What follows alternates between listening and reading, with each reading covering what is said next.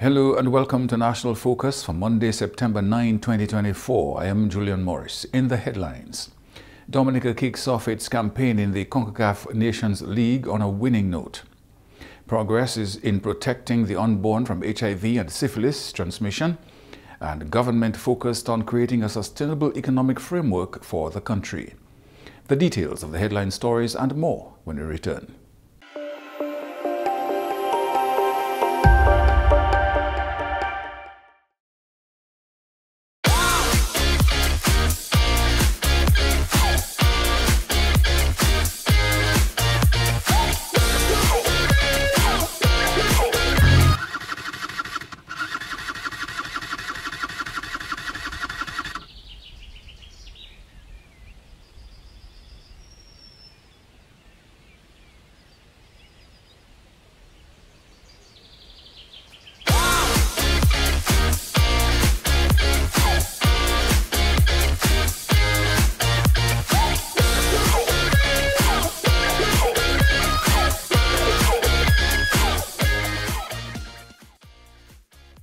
Ride safe, wear a helmet, safer roads in the nature aisle.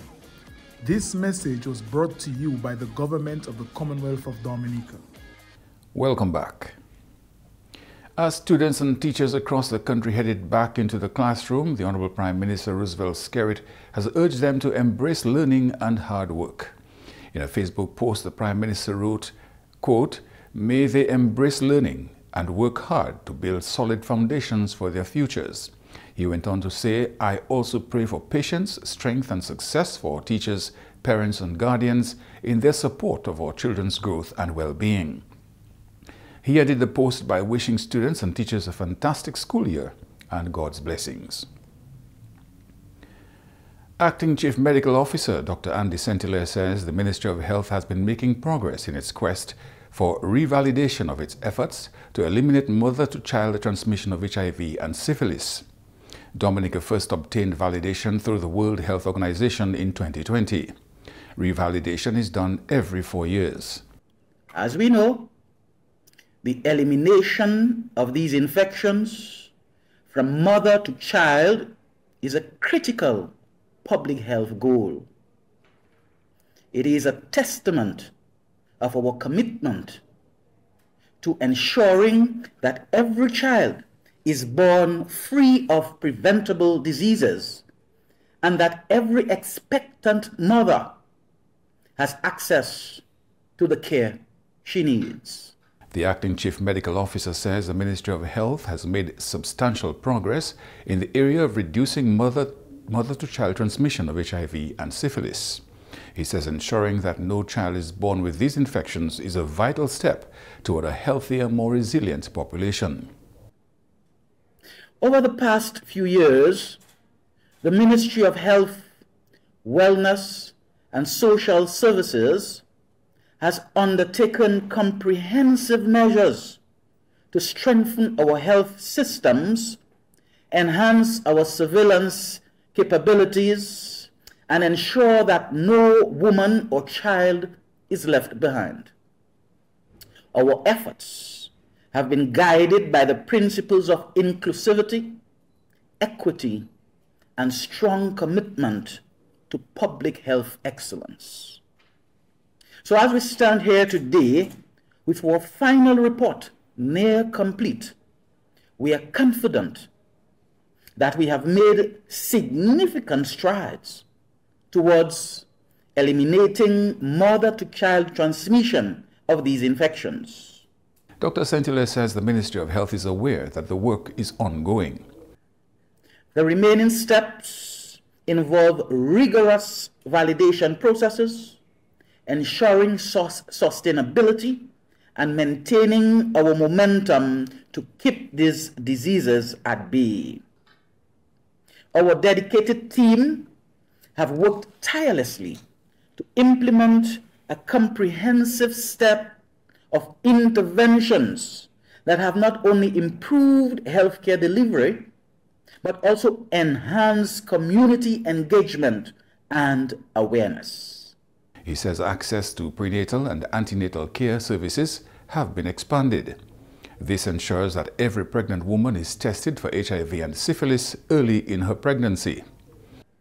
The integration of rapid testing of HIV and counseling services, which has been instrumental in identifying and managing these infections promptly, has allowed us initially timely treatment and care.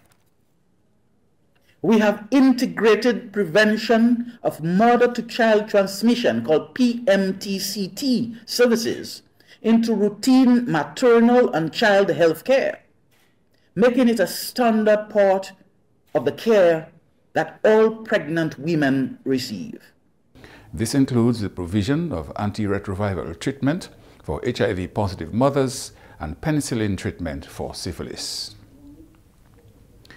Government further demonstrates its firm commitment to farmers and fisherfolk as it continues to implement the Emergency Agricultural Livelihoods and Climate Resilience Project. Contracts were signed on Friday to build 50 boats and reconstruct 3 fish landing sites under that project.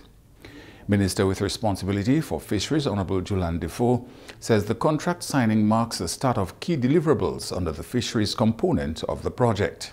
In recent times, we would have seen other momentous occasions led by the Honorable Roy under this very same project, and the most recent being the contract signing for the abattoir. So I'm saying this thing to let you know that the project's entirety entails not only the traditional agriculture as we know it, but also includes livestock and fisheries, and more specifically fisheries fall under the component A1, just to go into more detail of the entire project.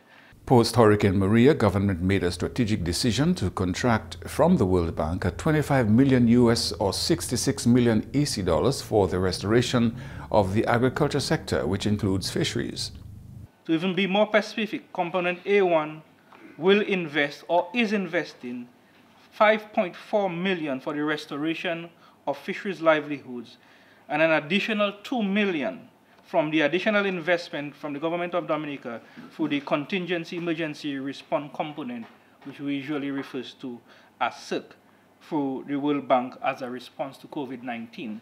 So while there are 2 initiatives, and over time we have mentioned it, but I just keep reminding that the very first initiative was 5.4 under the first component, and again with the new mechanism post-COVID, we had government went ahead and did and allocated further investment into the fisheries sector, which amounts to $2 million.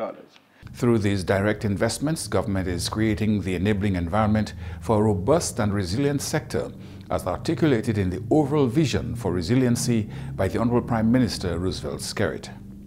Fisheries in Dominica is much more than industry. It is a way of life, a cornerstone of our economy, and a heritage we must protect and preserve.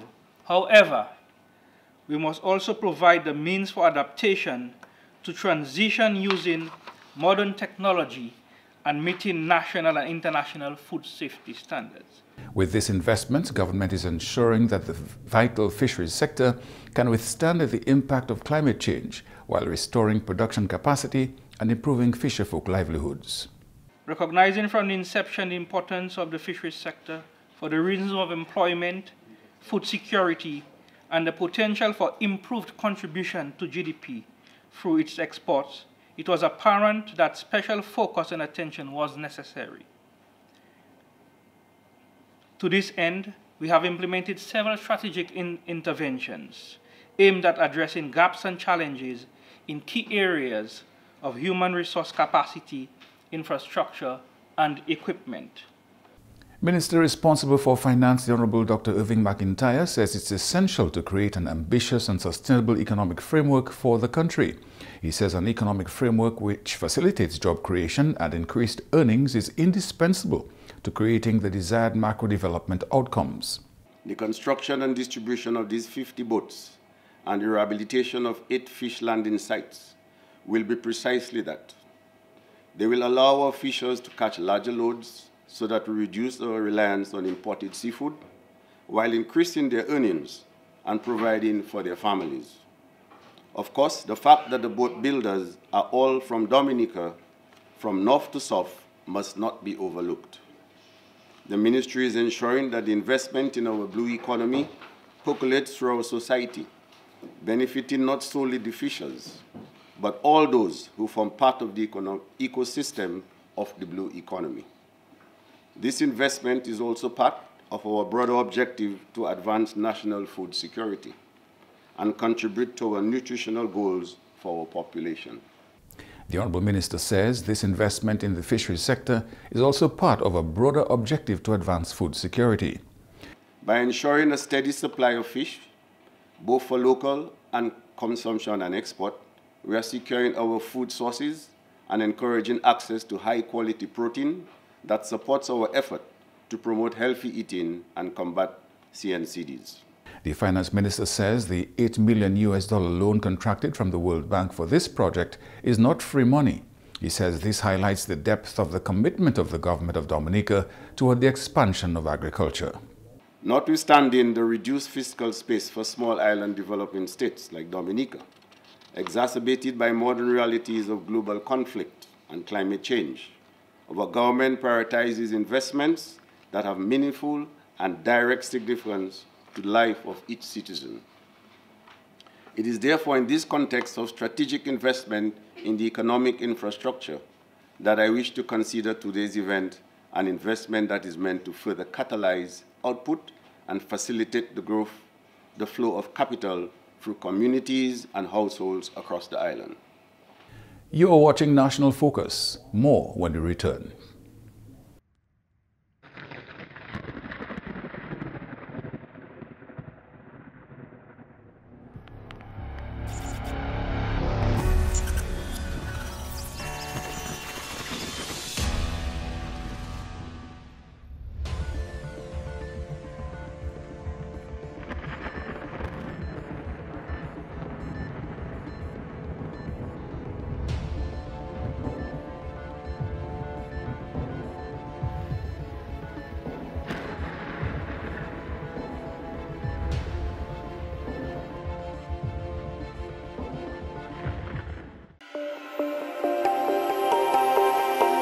Welcome back.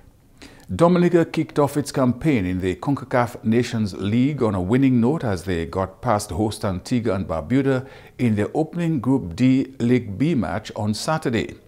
Dominica hit the ground running and created many opportunities to score in the first half, but despite their dominance on the ball in the first 45 minutes, the two teams went into the halftime break with a clean score sheet.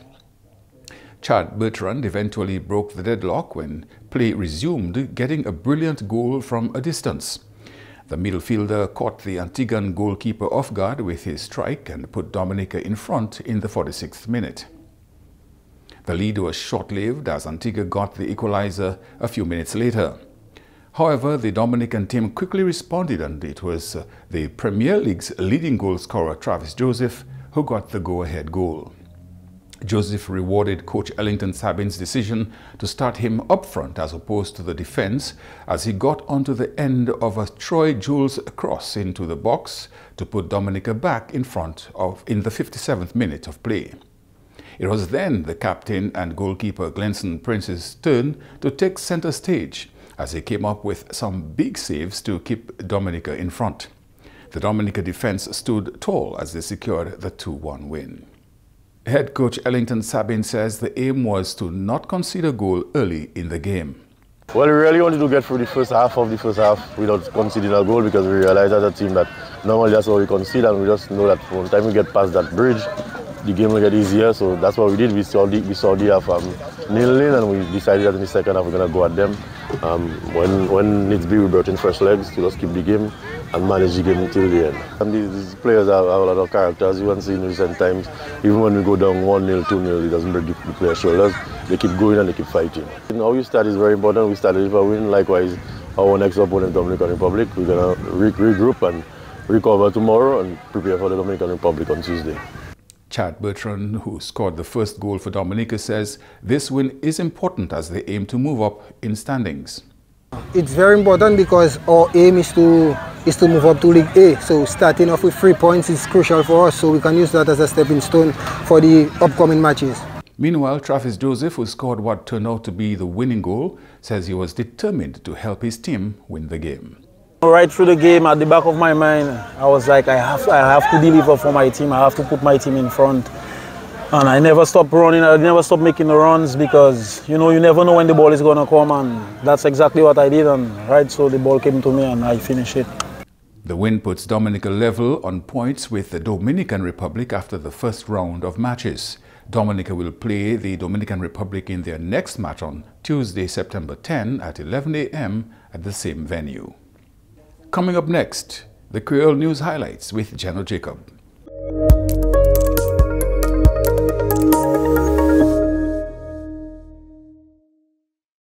Bienvenue à ce nouvel en créole, nom monsieur Jeno Jacob. L'école primaire et secondaire Won Dominique ouvert jeudi 9 septembre. Le ministre de l'Éducation a fait certain qui toute préparation était en place pour l'école ouverte. Le ministre de l'Éducation fait autant de préparation pendant les vacances là. Le gouvernement a l'école qui était besoin de Dominica State College ouvert aussi. Plus de 600 étudiants déjà enregistrés. Dans les salles, le ministre de l'Éducation a mis plus d'efforts pour étudiants faire bien en mathématiques et puis en anglais. Ça, c'est des sujets ça là. Le ministère de l'Éducation, honorable Octave Alfred, fait plusieurs visites au Dominique pour faire certain qui tout bitin était en place avant l'école ouverte. Premier ministre Dominique, honorable Roosevelt Skerritt, a souhaité étudiants et teachers l'école bon succès. Il dit étudiants, c'est fondation développement Dominique. Le gouvernement a continué à planter et puis maouin en bas projet Emergency Agriculture Livelihoods and Climate Resilient Project. Projet cela a fait agriculture plus résilient. Il a planté et puis maouin équipement pour y faire plus l'argent. Le gouvernement a signé contrat et puis maouin pour 50 canottes. Le gouvernement a rangé 3 basses poissons en bas projet cela. Honorable Julian Difo, ministère pour les affaires de la pêche, représenter le gouvernement. Il dit ça c'est le commencement si pour votre gouvernement pour Maouin. Après le cyclone Maria, le gouvernement a tapé 25 millions de dollars US au World Bank. Ça c'est 60 millions de dollars ici pour un développement industrie, agriculture et puis la pêche. Le gouvernement veut l'agriculture mener 700 millions de dollars en économie dominique pour 2030. Le ministre pour Finances, honorable Dr. Irvin McIntyre, dit qu'il est important pour Dominique d'avoir une économie qui est résiliente, une économie qui est diwan. Le gouvernement a mis tout bitin en place pour création de travail en Dominique, pour moun taper travail en différents secteurs. Développement, petit business important en Dominique. Le gouvernement a fait investissement en agriculture et puis la pêche. Sécurité en affaires manger bien important. Le gouvernement a payé 8 millions de dollars loan au World Bank. Le gouvernement Dominique a travaillé pour développer le pays. Ça c'est tout à ce nouvel en créole. Changez-nous en temps cyclone, continuez à faire préparation aujourd'hui. Non, monsieur Jeno Jacob, au revoir. Thank you, Jeno. And now for today's weather advisory.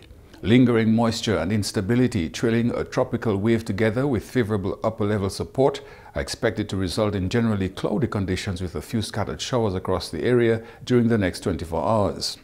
Additionally, light winds and daytime heating could further enhance showers and thunderstorms during the late afternoon. People in areas prone to flooding, landslides and falling rocks are advised to be on alert and to exercise caution. Seas are expected to remain slight to moderate, with wave heights reaching up to 5 feet over the next few days. The National Hurricane Center is currently monitoring 2 areas of interest in the central and eastern Atlantic, which are showing signs of development over the next 7 days. Residents are advised to continue to monitor the progress of these systems.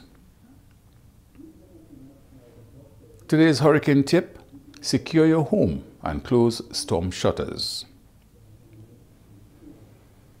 And that's all for this edition of National Focus. Be sure to follow GIS Dominica on Facebook, YouTube, and on Twitter. You can also drop us an email at gis@dominica.gov.dm. From all of us here on the GIS News Production team, I am Julian Morris. Thanks for watching.